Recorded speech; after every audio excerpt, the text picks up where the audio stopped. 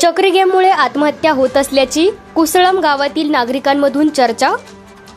बार्शी तालुक्यातील कुसळम या गावात अज्ञात कारणावरून 31 वर्षीय तरुणाने राहत्या घरात गळफास घेऊन आत्महत्या केल्याची दुर्दैवी घटना घडली आहे।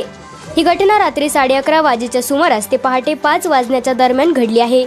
आत्महत्या केलेल्या तरुणाचे नाव समाधान तुकाराम ननवरे, वय वर्ष 31 वर्ष, राहणार कुसळम, तालुका बार्शी असे आहे।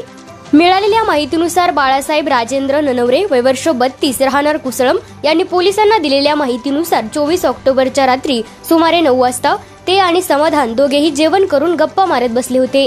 त्यानंतर रात्री 11:30 वाजता झोपण्यासाठी दोघेही आपल्या खोलीत गेले।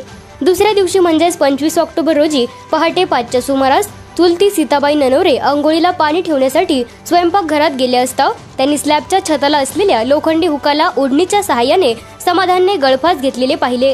त्यांनी तात्काळ आरडाओरड केली। त्यावर बाळासाहेब व अतुल ननवरे हे दोघेही धावत स्वयंपाकघरात पोहोचले।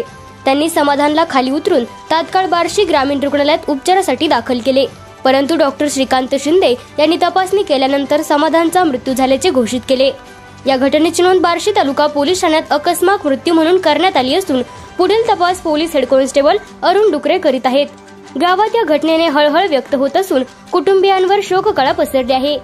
चक्री गेममुळे जर तरुण आयुष्य संपवत असतील तर अशा चक्री गेमवर शासनाने कठोरात कठोर कारवाई केली पाहिजे, अशी मागणी कुसळम गावातील रहिवाशांनी केली आहे।